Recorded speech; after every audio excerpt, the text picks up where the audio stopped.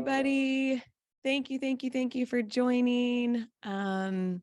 We just want to extend a warm welcome to all of you guys. I say this every month, but you could be doing a lot of things with your time and you're here. So I'm really excited about today's topic, and more than the topic, I'm excited about our guest host, Dr. Germaine Smith Baugh. We are just like, to be in the presence of Germaine is a gift to all of us. And if you've never met her, you'll see why in the end of this. We have time in the end. We'll spend about 15 minutes at the end to ask questions, but feel free to drop questions in the chat as we go. Thank you for joining. We're just so happy that you're here and you're wanting to just continue your learning on this topic of mother advocacy and prevention, and some of the things that become some of the most critical barriers to the women we serve, and how we can be better students of those issues, crises, and be better equipped to help solve sustainably some of the things that we deal with regularly. So without further ado, Dr. Germaine, welcome. Thank you, Charlie. I'm glad to be here and with such beautiful women. I'm like, wow. I know, so many beautiful women. We're just, again, so happy you're here. I'm going to do a brief intro for you. Dr. Germaine Smith Baugh is the president and CEO of the Urban League of Broward County. This is a nonprofit organization dedicated to elevating the standard of living for families in underserved urban communities. Throughout her career, Dr. Baugh has cultivated strategic partnerships to advance both racial equity and social justice. Under Dr. Baugh's leadership, the Urban League of Broward County has had significant accomplishments while serving more than 11,000 individuals and families every year through education, jobs, housing, and health initiatives. Germaine's philanthropic leadership extends well beyond her work with the Urban League of Broward County. In addition to serving on the FCLF board, she serves on the board of Commonwealth Institute of South Florida and Grounded Solutions Network. She's the founding member of the Florida State University's chapter of the SISTA, Sisters, you SISTU, got it. You got it, sisters. where she attended college. Alessandra Thomas wants me to say go Knowles, an organization established to foster the personal growth and development of African-American women. She's a graduate of the Leadership Florida 2015 to 16 class. She was inducted into Jim Moran's Institute of South Florida's Fellows and Broward County Women's Hall of Fame, and has received leadership and service honors from the Broward Black elected officials, Delta Sigma Theta, and the United Way of Broward County. The most decorated introduction. Again, thank you for joining us. I'm so glad to be here, Charlie. So many accomplishments, and selfishly, you are in my community here in Broward County, South Florida. And so EMA in South Florida just gets to be a student of the incredible work that's happening under Dr. Germaine's leadership. So just, again, for us to listen and learn. But before we jump into the topic around just helping vulnerable families, specifically moms, and with children, many of them single moms, all of them living at near below the poverty line, helping these families navigate the housing crisis is what we're here to talk about today. But before we jump in, I want to give you an opportunity to just tell us about how you got into this work and what that calling looks like and feels for you. Yeah. Charlie, first of all, I really want to thank you for the time and the space that you're giving to all the women on the line, but specifically to me. It has been a pleasure to see how EMA has grown beyond any imagination. So really, truly appreciate the time. I want to tell you that I've always loved working with women. Like when I graduated with my degree in social work, I remember sitting in my apartment and I'm like, all right, Lord, I need a job working with women or girls or something, along that line. And I was interviewing at Target and all these other places, and I'm getting all worried because I'm moving to South Florida because I was getting married. So I knew where it is that I was going, didn't have too many choices in where that was. And as plain as I'm talking to you today, with no exaggeration, as I was stressing in my apartment in Tallahassee, He says, your job is already waiting for you in Fort Lauderdale. Wow. And literally, it was the Urban League, right? And the thing that really has called me and more importantly kept me at the Urban League is this really profound sense of being able to get up in the morning and literally make a change, a difference in people's lives. Like Yeah. not just theoretically, but the words that I choose to use, the places that I choose to go. Just as an example, just this morning, I have this really big idea around creating a women's hub in the Mm. middle of our most economically and social women's health hub in the Mm-hmm. most economically challenged areas in our community here, Charlie, in the Mm-hmm. 33311 area. And the idea that I could move from talking to community to talking to a city manager to getting Yeah. acquisition of land to do this, that gets me up and moving. So I just feel that that's a Yeah. part of my calling to connect dots. Yeah. And could you share with us a little bit about how you started at the Urban League and worked up into your role as CEO? It's Yeah, I'm such a gonna. good story. So I walked in to the Urban League. So like I said, Holy Spirit said the job is waiting for you in Fort Lauderdale. I actually had interviewed with the Urban League over the phone, but didn't get a call back. But back in the day, y'all are really young on this call, so you have no idea what I'm about to say, that you actually would call back to your phone to get your messages.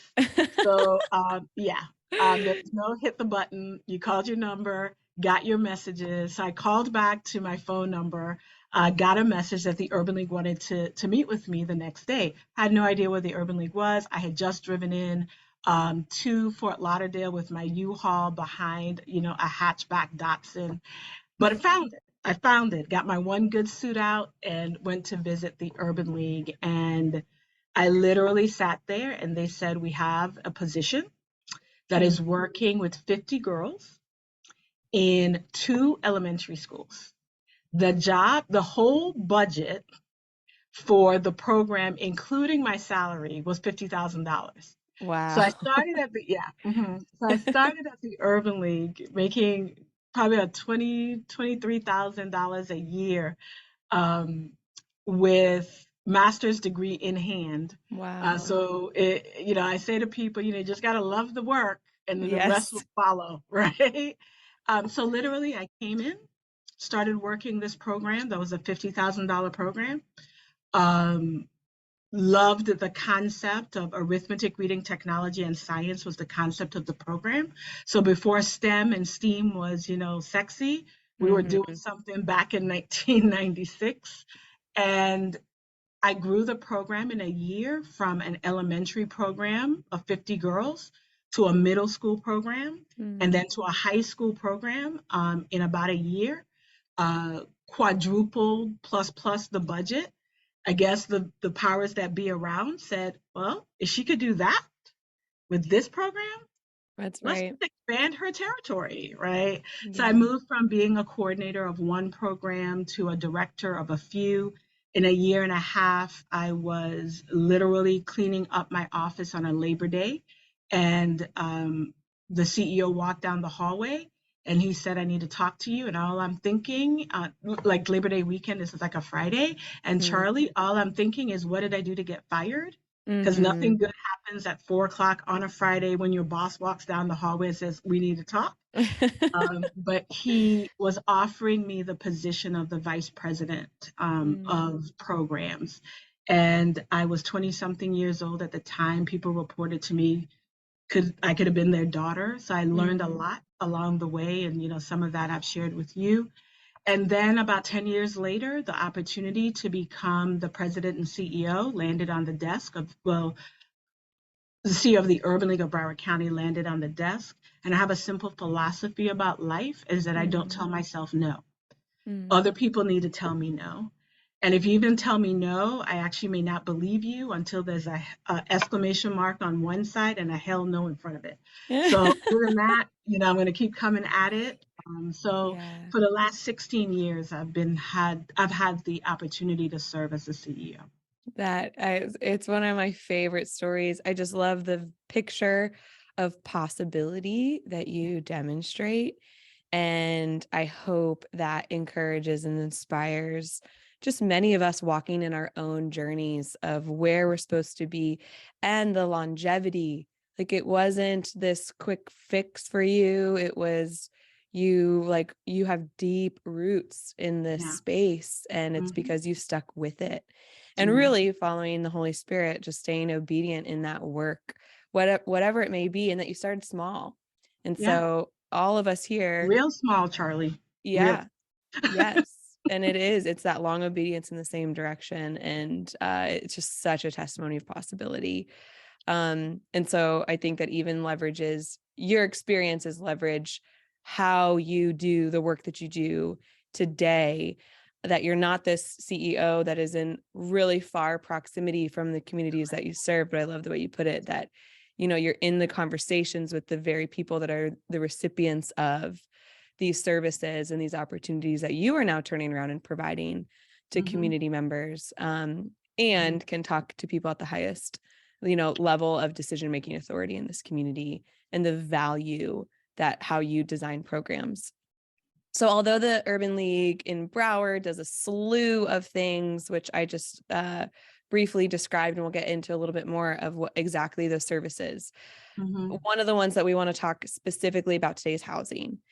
We have Yes. a national housing crisis. We're all very aware of this. And Alessandra and I were prepping for this workshop this week, and she had pulled some statistics about that research shows that there's more than 7 million, or there's a shortage of more than 7 million affordable homes in our nation, Hmm. and 10.8 million plus extremely low income families. And that 70% of all of our, what we describe as extremely low income families, are severely cost burdened and paying more than half of their income on rent. So we've felt like this really plaguing and in some ways paralyzing the development of our communities. And we would love to hear from you. Give us from your perspective, give us a high level overview of the housing crisis. Why has it become one of the most critical barriers to stability for low income families? I'll add one more thing before I lob it over to you. Hmm. In terms of how this connects to Ema's work, we are all serving moms who are at near below the poverty line, at risk of losing your children, at risk of family breakdown, maybe have a child in foster care and are working to be reunified, and housing across the board. I've heard it from every one of these organizations and women on the call that Yeah. this is a common issue of women coming that are either homeless, houseless, or have, or their housing is insecure and unstable.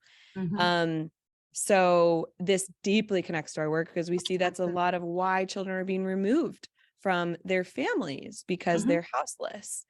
Right. And we would stand up as every mother's advocate, as the EMA program, and say, that's totally preventable. That's Yeah. wrong. We shouldn't disrupt the bond of a mother and a child because she doesn't have a home to live in. So framing that up in terms of what the work that we do, Yeah. give us a high level overview of the housing crisis. So I will tell you that, the Urban League works at the intersection of a lot of areas. Maternal health is clearly one of them. Just like your work, we have mitigated moms living in their cars or choosing to allow their children to be in an apartment while, you know, Yeah. negotiating their children living in an apartment while they are literally in the car Mm-hmm. outside of that home. Mm. um, Negotiating, rapid rehousing, for women. So we have housing programs and we also have health programs. The intersectionality of both of them is something that I really want to see us have a direct impact on for these reasons. For everything you just said, Charlie, if we just, and I know you are in major metropolitan areas, so the data that I'm about to share with you is very um, Broward County focus, but I want you to think about the data, write down the notes, and have somebody translate them in your area, Mm. right? So that you have the talking points. So, for example, we talked about being cost burdened. Anybody who's paying more than 30% of their income, their gross income, on housing is considered cost burdened as it relates to their housing. And in Broward County, over 154,000 households are cost burdened. So that's one data point that you want to ask someone in your neck of the woods. How many of our families are cost burdened? Even in EMA, you want to ask, well, probably at 100%, in your world, but that's a data point that you want to figure out. And then a person, to your point, is severely cost burdened when they're spending over like 50, 60% of their gross income in housing. And in Broward, that's close to 80,000. And these numbers are based in 2021. Broward County just recently did a housing data report, and we were able to figure that out. So the first number is in Broward, 154,000 people are cost burdened related to housing. So that means Yeah. 30% of their gross income is being spent on housing. About 80,000 are considered severely cost burdened because they're spending more than 50% of their income in housing. And collectively in Broward, that makes up about 47% of all of our households. Wow. So close to half the households in Broward County, in essence, are spending more on their just housing. We haven't added transportation, childcare, food, medicine, or any of the other issues that's important. So just big picture. 64% of our households spend more than half their income on housing, transportation, leaving very little for things like healthcare, food, and childcare, like we were just talking about. Why this continues to be an issue and continues to be exacerbated by the challenges here locally, which I'm sure is very similar in your communities where you are, is that housing costs are high, clearly, wages are low. Yeah. Not rocket science, Yeah. right? Housing costs are high, wages are low. So while costs for all types of housing, so when I say all types of housing, multifamily apartments, condos, single family homes, townhomes, that's the topology of housing. So while costs for all types of housing have risen by more than 39% in recent years, wages have only increased by 5%. So there's Wow. no way to be able to keep up with the increased cost of housing with the amount of wages that we have. So Charlie, that is why we continue, to have the challenges that we have. So one is the issue of wages. The other is the issue of supply and demand, right?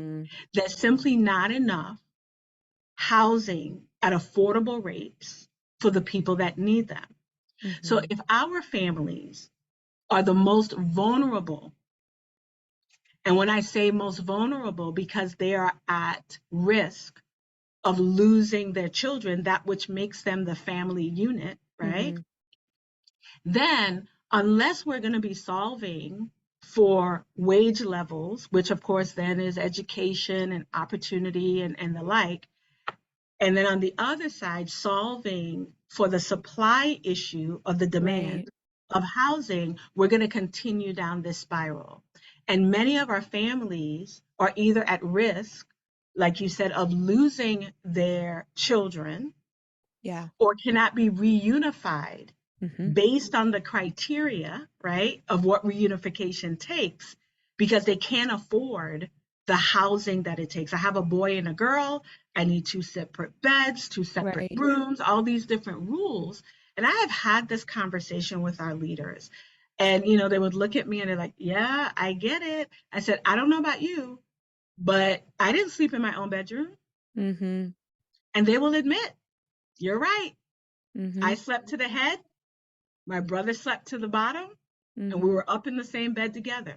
But yet, in order for me to be reunified in some places and spaces, I have to demonstrate as a mom my ability to do something that has nothing to do with my ability to Mm. care for these children that God has given me. I know I got a little bit on a soapbox there, Charlie. I apologize, but No, I it's think you put disturbing. language to where all of our minds were going in terms of this massive issue. I love how you just phrased it in the end right there. That actually has nothing to do with my ability to parent these children or to raise them in a nurturing, loving home because of this criteria that I'm up against that I'm kind of set up for failure, like before I even got out of the gate. Right. And it's hard. I kind of want to transition into, we talked a little bit in preparation for this meeting about like what's at the core of individuals experiencing loss of a stable and safe place to live. Is it Hmm. really just the breakdown of materially what I need in a home? But like, what is at that core? If someone is houseless, what's at the core of that? Right. I mean, if we even think about it, I mean, we may have listeners that have actually experienced being unhoused. Mm-hmm. That's not an experience that I have had personally. It's an experience that I see. It's just an experience that I intervene on, but not one that I've had personally. I Mm-hmm. have two children, a son and a daughter.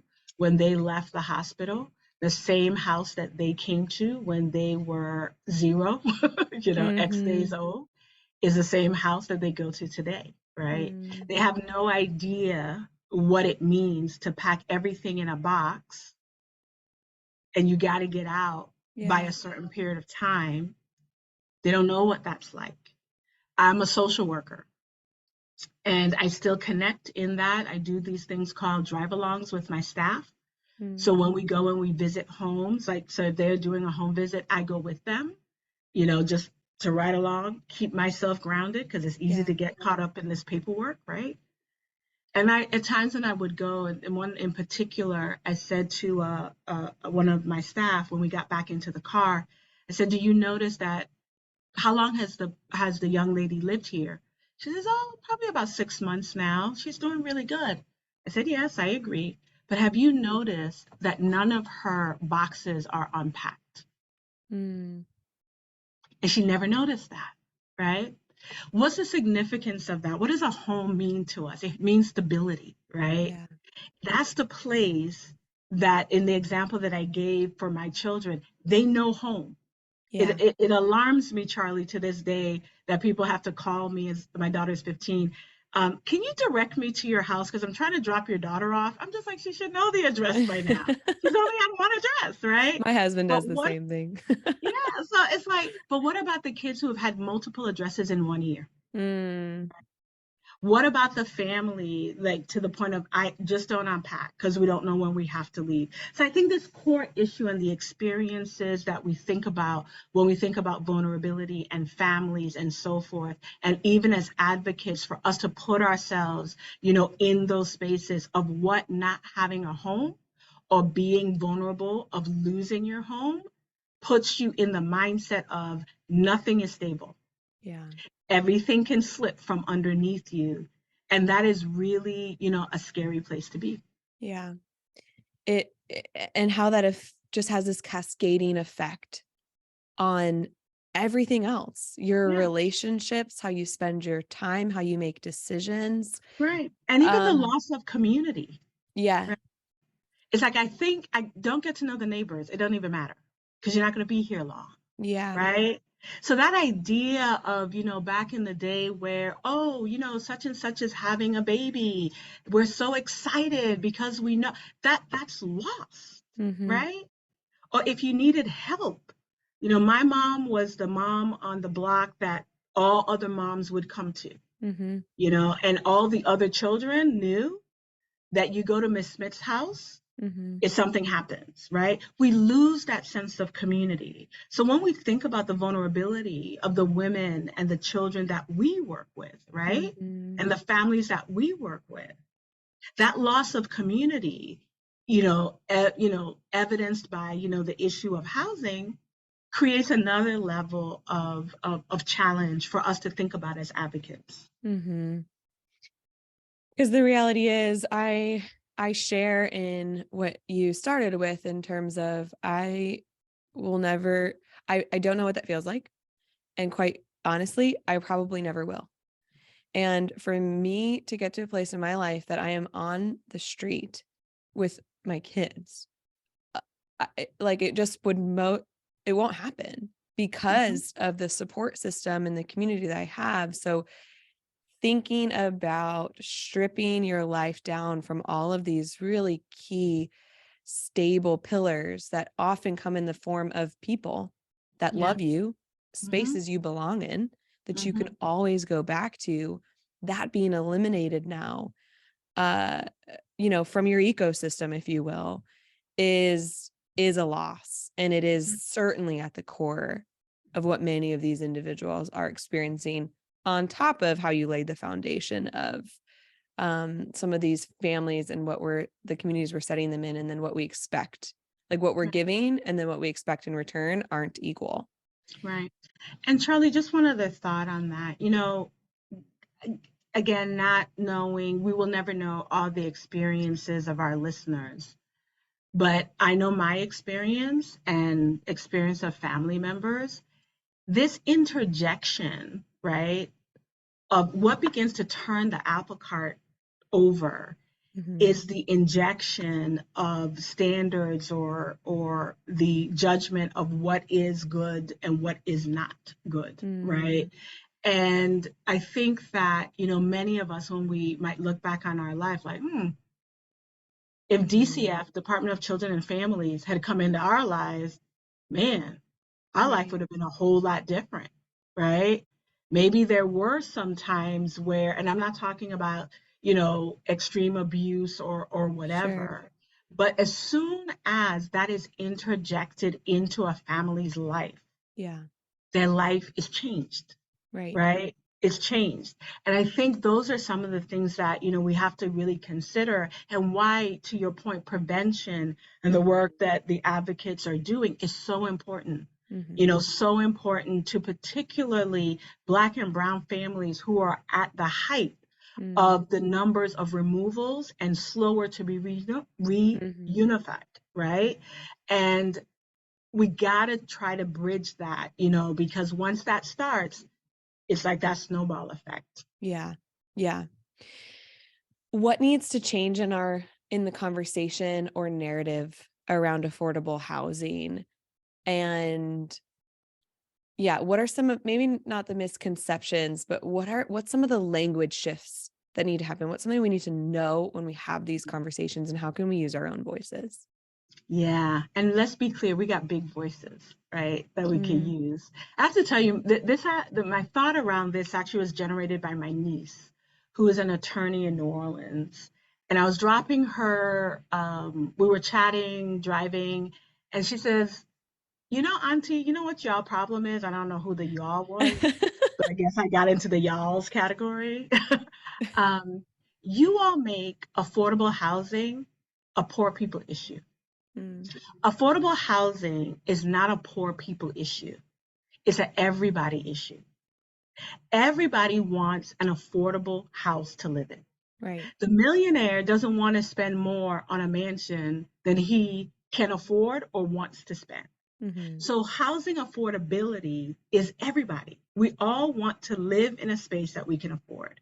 But when we connect housing affordability only to subsidy, and only to the idea that that's what poor people have, Mm. kinds of things, then that narrative, for those who want to not think about the overall impact, right, is, oh, that's those people over there. We got Mm-hmm. to begin to change that conversation, right? And when she said it to me, I was like, well, you are definitely smarter than a fifth grader. That's good, right? Um, but she put me back on my heels, and I really began to think, and I use the example all the time, affordable housing or housing affordability is for Mm-hmm. everybody. Mm-hmm. Nobody should spend more on housing than they should or need to, so that you can have the rest, all those other categories. And at the Mm-hmm. end of the day, this issue of housing and housing affordability or attainable housing or workforce housing or whatever terms we want to put to it, right? It's a policy issue, Mm. right? This is only going to turn and churn based on policy. Yeah. And until it begins to hit people in the pocketbook, right? And when I say people, individuals that require and need these women Mm-hmm. and these families in order to keep their capital going, Mm-hmm. that's when the policy will change. Wow. So when people say to me, why should I invest in the Urban League? I don't know if I should invest in the Urban League. Da, da, da. I said, "Oh, okay, let Mm-hmm. me just be clear why you need me on this wall." Mm-hmm. I said, I'm very sure you are not paying your, at least in Broward, not paying your receptionist $70,000 a year to pick up the phone. So therefore, if you're not making about $60,000 a year in Broward County, you're going to fall on a whole other side of the equation, right? You're subsidized in some way, shape, or form. So I would say to them, the reason why your receptionist can show up at 8 o'clock and not leave till 6 is because of me. Mm-hmm. Because we are subsidizing childcare that allows her children to be in aftercare. Mm. We might be the ones providing that additional housing voucher or that additional backpack of food on the weekend, right? That's us. Yeah. So in order for you to keep doing what you're doing and churning the dollars that you're churning, you need us, It right? does That's affect why you you. want to invest. And that becomes policy, right? So the policy issues around how housing gets built, where it gets built, how much we're able to create affordability. It is not going to be coming only from developers and people who spend, but it's going to come from policy and elected officials and what rules are put in place for the Mm-hmm. way in which these activities actually manifest themselves in community. Mm-hmm. Um, you've said so many good things. One of the next question is, what do you believe has perpetuated the housing crisis? And the second part of this question is not on our list. So I'm throwing you a curveball, but I think sometimes some of the misconception maybe, or maybe just shed some light on this around the housing crisis, homelessness is around the topic of mental health and substance abuse. Mm-hmm. Does that perpetuate the housing crisis? Are there other things? Is it a combination of? Can Mm-hmm. you speak to that from your experiences and knowledge? Yeah, that's good. So let's separate. What's perpetuating the housing crisis is low wages, not enough supply. Mm-hmm. That's what's perpetuating it, Yeah. right? Substance abuse and mental health, which, by the way, domestic violence, substance abuse, even in your own work, substance abuse, yeah, domestic violence, and then mental health might be third, are the reasons why most families are separated, Mm-hmm. right? Like that's the underlying or undergirding issue for what is then manifested in neglect or other Mm-hmm. terminologies that might be out there. So to your point, when we look at unhoused individuals, yes, those are challenges and issues that those who choose, because some people choose, Mm-hmm. that they prefer to live in an unhoused environment versus housed for their own challenges and their own reasons, right? Mm-hmm. But a majority, I would say, of families, families with children and the like, that's not going to be a choice that they make. I Yeah. say to folks all the time that if you get a mom that is strung out on anything, just a little bit moment of clarity, just a little bit moment of clarity, she will want for her children the exact same things that I want for my children. Mm. What she's challenged with at this time clearly is clouding her ability to be able to do that. But in just one moment of clarity, she will articulate the same stuff. Yeah. Nobody wants heartache. I mean, you really have to be in an entirely different world to want to have heartache for your children, but you're struggling, right? Yeah. So I think this perpetuation of the housing crisis in and of itself is those issues. We got to figure out ways to help our moms and help our families increase their wealth, Mm-hmm. increase their ability to, for dollars.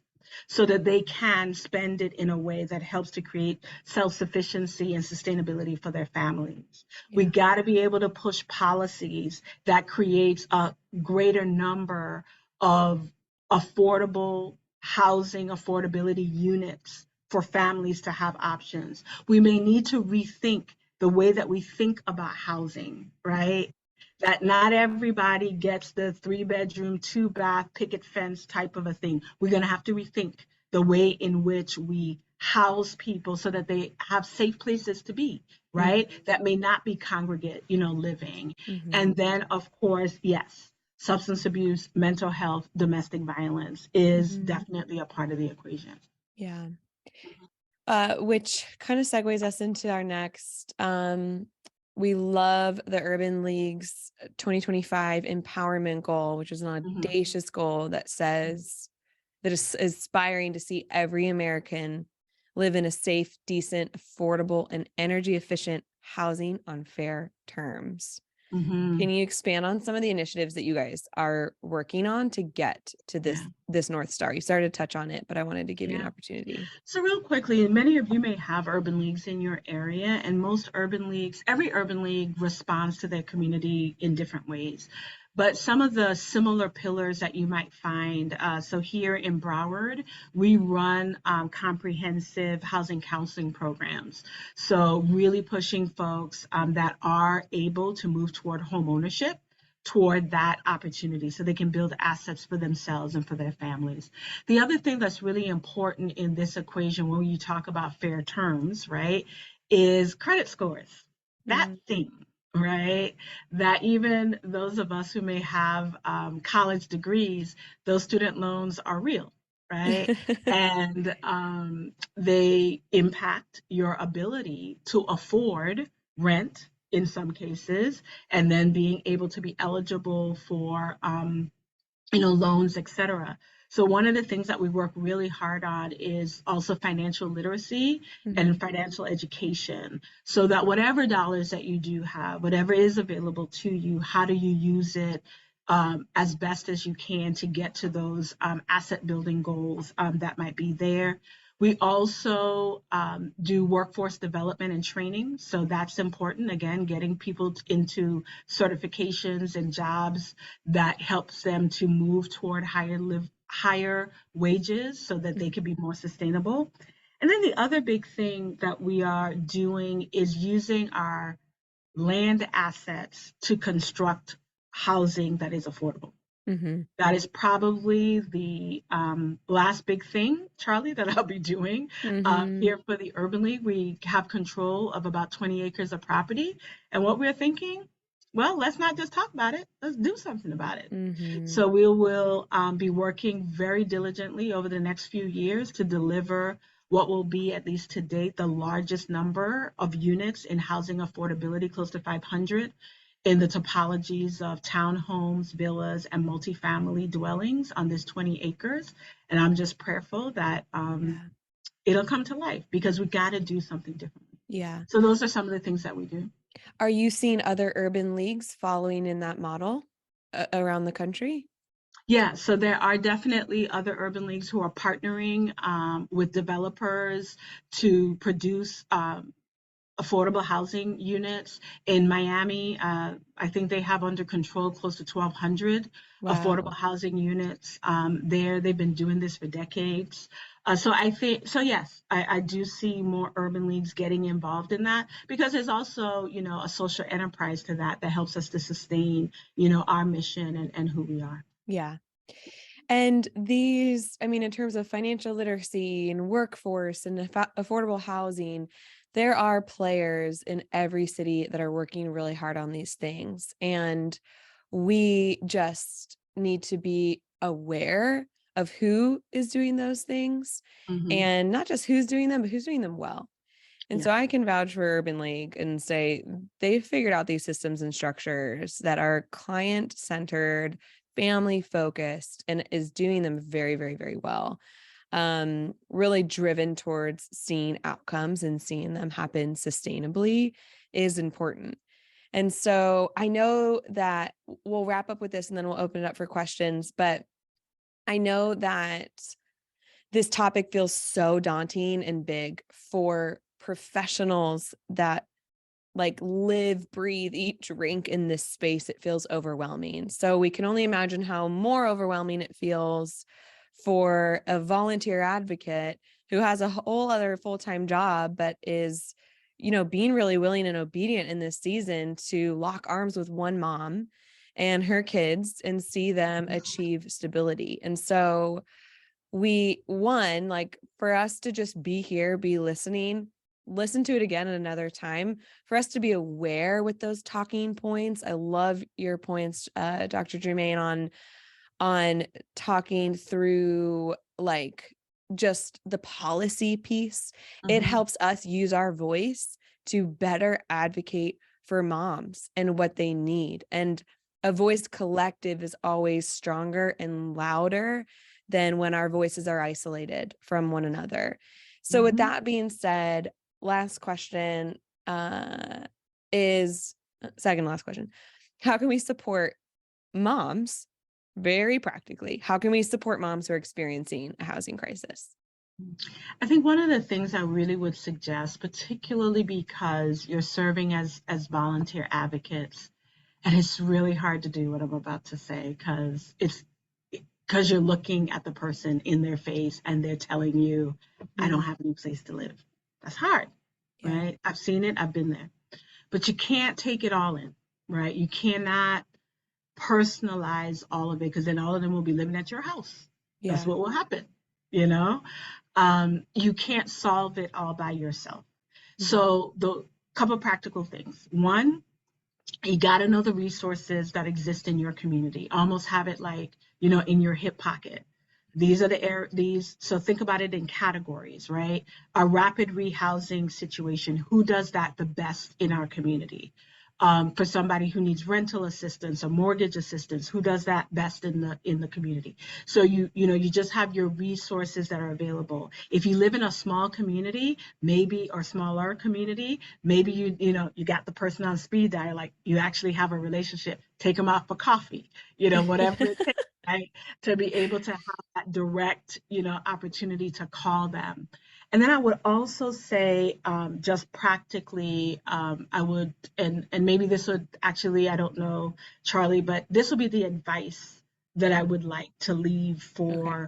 um, for the listeners, is that you are working and choosing to work with a population of women and children who often feel silenced, Mm, that they don't, that even they may know they have a voice, they know they have a voice, they may use their voices in ways that, let's be honest, might turn some people off because they're angry, they're upset, and so forth. And as a result, everybody else cuts them off. yeah. Like, she doesn't know how to talk to me, I'm not talking to her. So Right. you all work through all of those things. Trust me, it happens here all the time. Like, calm that down if you want me to listen to you. Okay? That's just real. So you're working with them, and at times they're using their voices in that way because they don't know anything else. I have to fight out of this corner. Got to fight out of this, right? I got to get out of this in terms of XYZ because all they have known probably for most of their life is how to fight, right? Mm, And here you are coming alongside them, rubbing their back, saying, okay, we're going to work this out. We're going to figure it out. I want to encourage you to realize that whatever they're coming at like this, like loud and whatever, is fear. They're yeah. scared, right? And your voice is the voice that can be the ultimate calming factor, not only for them, but for every other system that they have to negotiate with. So I need you to Mm, use your voice in this housing area or any other area where their voice may not feel as loud. You be the loud voice, right? You be the one to be bold and courageous and say, you know what? Come on, yeah. let's go down to that office. Let's make that happen. So just be bold about that.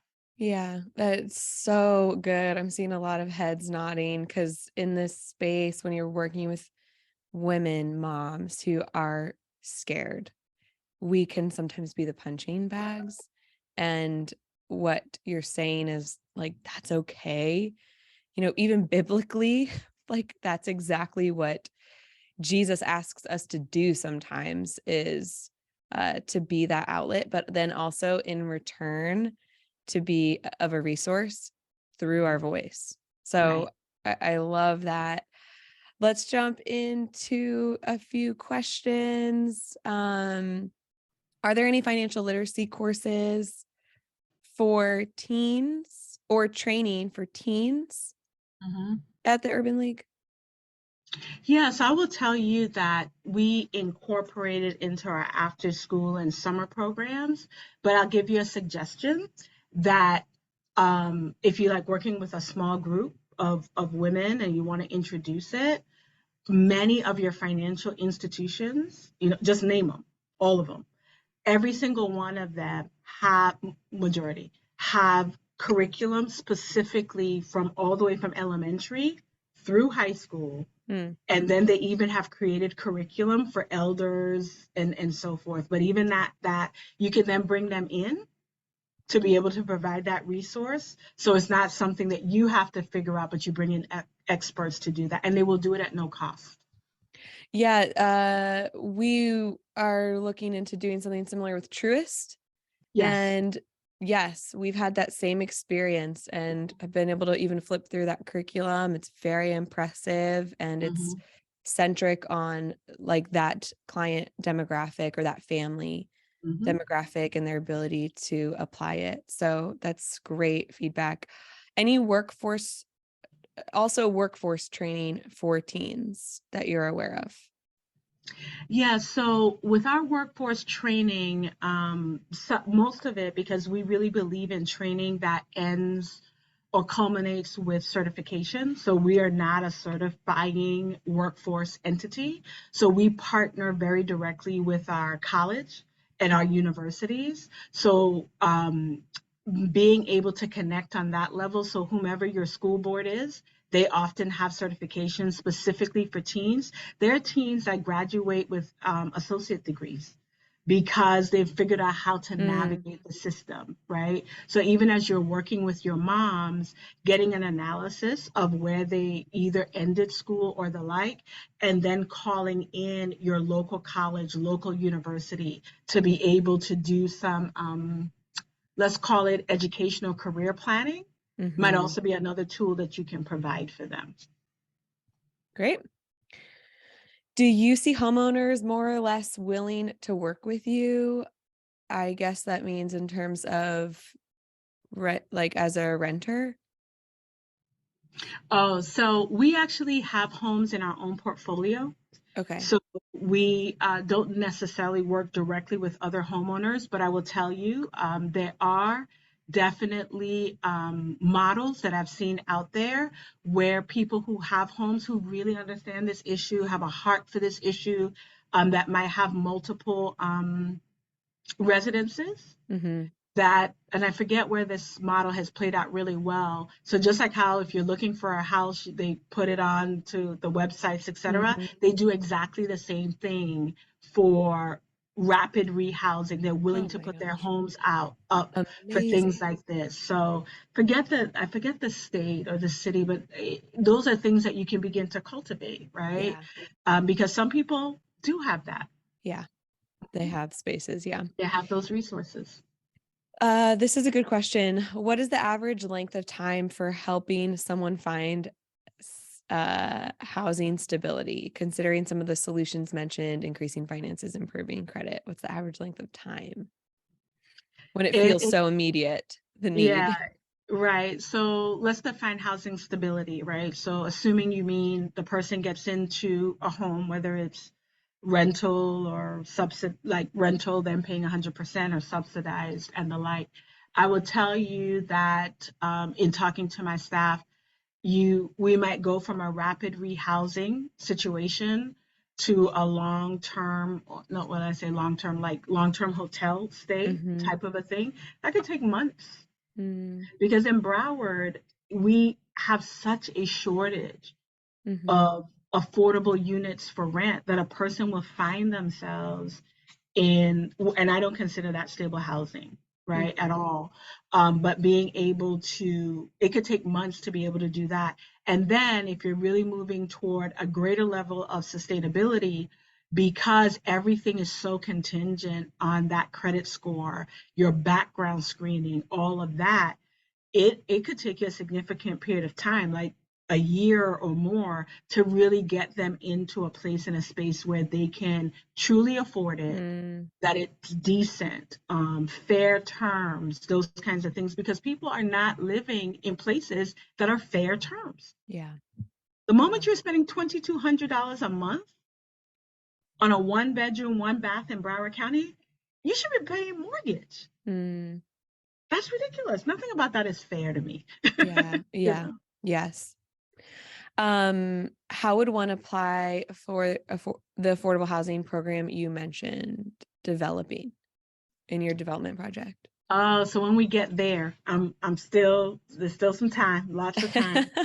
The way that we're really going to kind of work through that, it'll be open to the market like any place else in terms of where you would go looking for apartments and the like. The difference is that my heart is really about creating a community. Mm, So I anticipate not only would it be open to the market, but that when that time comes, and just in fairness, this is at least 3 years out before we will be in that space. But I do think that it will be like any other property management piece where you apply. The difference, I think, for us yeah. is going to be the desire to really know who these families are. Mm-hmm. This is an urban league development. I want to Mm-hmm. know who you are and Yeah. how we can really launch you into the next thing. And our development is actually a mixture of rental and home ownership. And we're also considering, based on the data, doing a rent to own type model, Mm, because not everybody is ready, to yeah. own. But it doesn't mean you should not have safe, decent housing for your family. Yeah. Amen. We are out of time. We It's want been to so much fun, Charlie. so much fun. We will follow up with resources to our advocates in various cities uh, with to be just aware of Urban League that is accessible to you guys and the Mhm. resources that they provide. They're a national organization, somewhat of a franchise model, so they all really fall under like the same vision, core values, but operate at significant capacities in cities across the country. And so your affiliate organizations, I know Claris, Avail, Bravely, Ways for Life, if anyone is here from there, you guys have phenomenal team members based in your communities that know of many of the resources that Germaine is speaking about today. So again, we always just want to push you back to the person coordinating the EMA program in those organizations. They have a wealth of knowledge. They're there to help you, support you. This is not your problem to solve. It's just, I mean, just as everything we talked about today, it is a massive issue to tackle that will take lots of people and lots of policies changing to see it solved. But there's little things we can do right now that make all the difference for the families that we serve. So thank you so much for joining us. It was such a pleasure and just Thank honor you, to Charlie. have you with us. We really appreciate your time. So thanks for joining. Thank you. Appreciate it. Thank you.